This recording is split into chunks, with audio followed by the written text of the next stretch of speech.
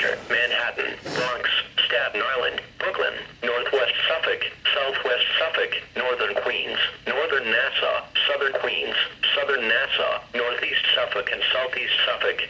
High wind watch in effect from Tuesday morning through Tuesday afternoon.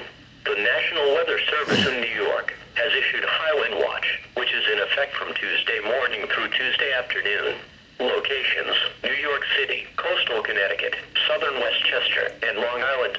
Hazards: high winds.